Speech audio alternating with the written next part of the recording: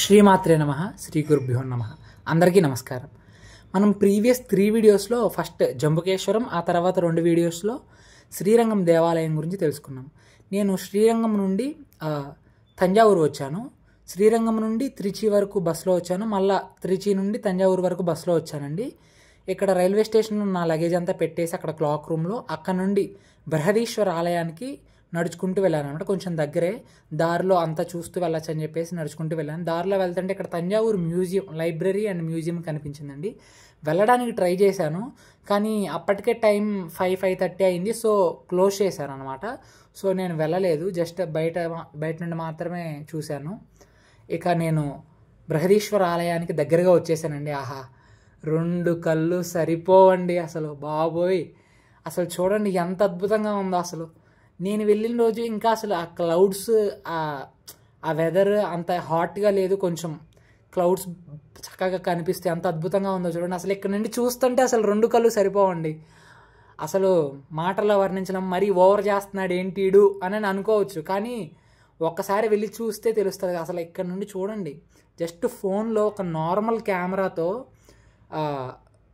Video తీస్తుంటే అసలు ఎంత క్లియర్గా ఒక్కొక్క శిల్పం కనిపిస్తుంది. అలాంటిది మన కళ్ళతో చూస్తే ఇంకా ఎంత అద్భుతంగా ఉంటుందో. అసలు ఇది బృహదీశ్వర ఆలయం ఎలా నిర్మించారు, అసలు ఎప్పుడెప్పుడు నిర్మించారు, ఆ చరిత్ర అంతా ఉందన్నమాట ఇక్కడ.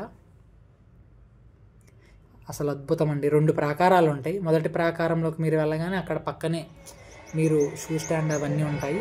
లోపలికి వెళ్ళగానే మెయిన్ దేవాలయం ఉంటుందన్నమాట. ఆహా, అసలు చెప్పలేమండి. ఇక ఇంతకంటే ఎక్కువ చెప్తే అనుకుంటారు. చూడండి అసలు గోల్డెన్ కలర్లో మెరిసిపోతూ అసలు ఆ సన్సెట్ టైం ఎంత అద్భుతంగా ఉంది.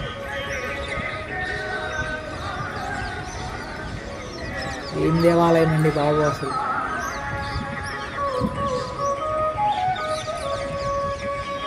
ఈ దేవాలయాన్ని నిర్మించడానికి ఎన్నో కిలోమీటర్ల దూరం పొడవుతా ఒక మట్టి వంతెన వేశారండి. ఆ వంతెన మీదుగా ఏనుగులతో, వివిధ జంతువులతో ఆ పైన ఏదైతే గోపురం పైన ఉంది కదా, అది కొన్ని థౌజండ్స్ ఆఫ్ టన్స్ బరువు ఉందన్నమాట. దాన్ని అక్కడ పెట్టారనమాట. అంత కష్టపడి కట్టారనమాట ఈ దేవాలయాన్ని. మన అదృష్టం కొద్దీ ఆ పనికిమాలిన తురక వెధవులు ఈ దేవాలయాన్ని నాశనం చేయకుండా మిగిల్చారు. మనం కాపాడుకోగలిగాం దీన్ని.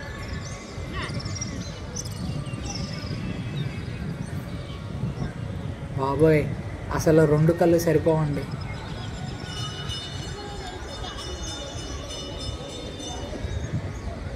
లోపల స్వామివారు ఉంటారండి. చాలా పెద్ద శివలింగం అన్నమాట, బృహదీశ్వర స్వామివారి పేరు ఇక్కడ బృహదీశ్వరుడు. స్వామివారు చాలా అద్భుతంగా ఉంటారండి. అంటే చాలా పెద్ద శివలింగం అన్నమాట. దాదాపు మోర్ దెన్ 10 feet ఉంటుంది, అంత పెద్ద విగ్రహము. చాలా అద్భుతంగా ఉంటారండి స్వామివారు కూడా. అసలు దేవాలయం గురించి ఎంత చెప్పినా తక్కువేనండి బాబు.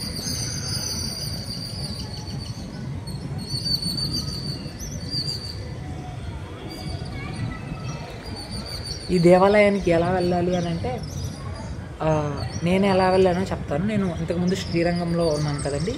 శ్రీరంగం నుండి త్రిచి వరకు బస్సులో వెళ్ళాను. త్రిచి అంటే తిరుచిరపల్లి. త్రిచి నుండి తంజావూరు వరకు బస్సులో వచ్చాను.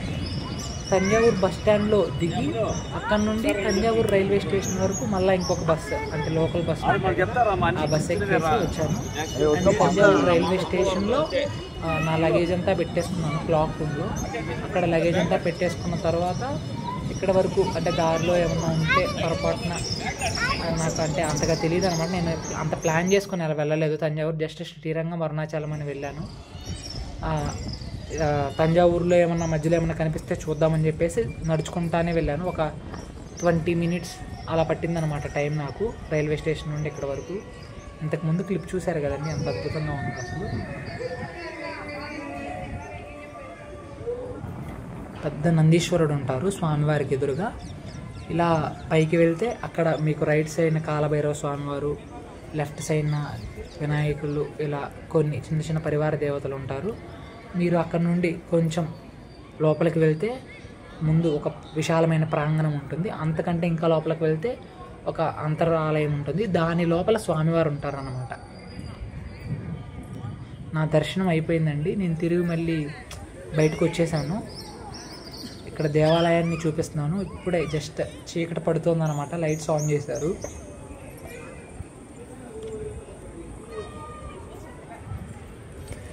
ఈ దేవాలయం ఏదైతే కనిపిస్తుందో అది గణపతి దేవాలయం. అటువైపు ఇంకొక దేవాలయం కనిపిస్తుంది కదా, అది సుబ్రహ్మణ్యేశ్వర స్వామివారి దేవాలయం. అక్కడే స్వామివారికి లెఫ్ట్ సైడ్న అమ్మవారి దేవాలయం కూడా ఉంటుందండి.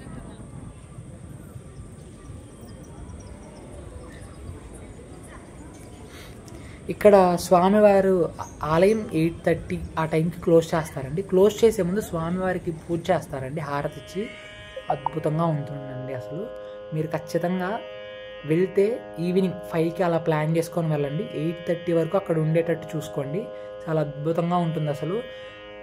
ఆ వేద అంటే దేవాలయాన్ని క్లోజ్ చేసే ముందు వేద ఉచ్చారణ కానీ, అసలు ఆ వేద పఠనం, స్వామివారి భజనలు, సంకీర్తనలు, హారతులు అసలు అద్భుతంగా ఉంటాయి. పల్లక సేవ చేస్తారు స్వామివారికి. అక్కడ బృహదీశ్వర ఆలయంలో స్వామివారి ఉత్సవమూర్తి ఏదైతే ఉందో అది అమ్మవారి దేవాలయంలోకి తీసుకెళ్ళి పెడతారనమాట. చాలా అద్భుతంగా ఉంటుంది ఆ సన్నివేశం. మీరు ఖచ్చితంగా చూడాలి. ఇప్పుడు మన వీడియో ఎండ్లో ఆ క్లిప్స్ కూడా యాడ్ చేస్తాను. చాలా అద్భుతంగా ఉంటుందండి. చూడండి అసలు దేవాలయం ఎంత అద్భుతంగా ఉందో.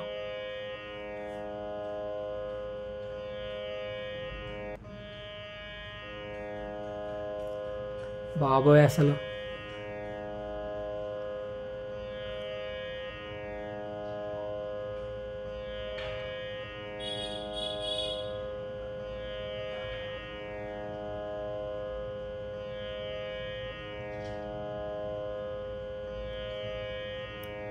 కొన్ని హండ్రెడ్స్ ఆఫ్ ఫీట్ ఉందండి అసలు ఆ దేవాలయం. ఈ చిన్న దేవాలయం అయితే ఏదైతే ఉందో అది చండీశ్వర స్వామివారి దేవాలయం. అదిగోండి అక్కడ కనిపిస్తుంది కదా, ఇదిగోండి ఈ దేవాలయం అమ్మవారి దేవాలయం. అమ్మవారు కూడా చూడడానికి 2 కళ్ళు సరిపోవు, అంత నయన మనోహరంగా అలంకరించుకొని ఉంటారు. కానీ ఒక చిన్న విషయం ఏంటంటే ఇక్కడ అర్చకులు ఎవరైతే ఉన్నారో కొంచెం మ్యానిపులేటింగ్ అండి. ఇలా చెప్తున్నానని ఏమనుకోవద్దు, నాకు భయం లేదు, కానీ జాగ్రత్తగా ఉండండి కొంచెం. అందరూ అలాంటి వారు కాదు, అలా అని చెప్పి అందరినీ నమ్మాల్సిన అవసరము లేదు. సో కొంచెం జాగ్రత్తగా ఉండండి. ఇప్పుడు ఆల్మోస్ట్ చీకటి అయిపోయిందండి. నేను ఇక్కడ ఆల్మోస్ట్ ఒక 1.5 hour వరకు ఇక్కడ లాన్ ఉంటే అక్కడ కూర్చొని ఉన్నాను అనమాట. చూడండి అసలు ఆ పిక్చర్ చూడండి. ఇప్పుడు స్వామివారి పల్లకి సేవ స్టార్ట్ అవుతుందండి. చూడండి.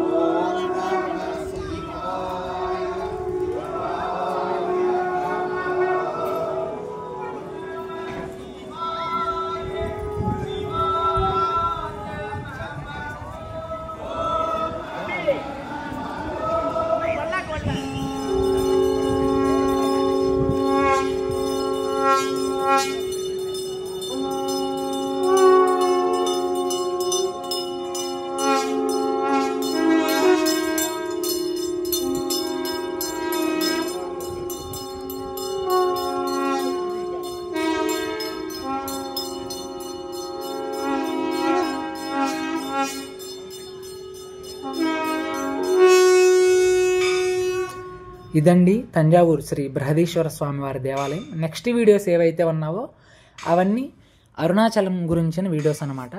అరుణాచలం దేవాలయం, రమణాశ్రమం, స్కందాశ్రమం, గిరి ప్రదక్షిణం, అదేవిధంగా రమణాశ్రమంలో రూమ్స్ ఎలా తీసుకోవాలి, ఈ వీడియోస్ వస్తాయన్నమాట. అసలు అరుణాచలం పేరు స్మరిస్తేనే అసలు ఒళ్ళు పులకరించిపోతుంది. అరుణాచల శివ, అరుణాచల శివ, అరుణాచల శివ అని అంటే పాపాలు పోతాయన్నమాట. అటువంటి దేవాలయం గురించి నెక్స్ట్ వీడియోస్లో తెలుసుకుందామండి. అంతవరకు సెలవు. ధన్యవాదాలు. జై శ్రీమన్నారాయణ.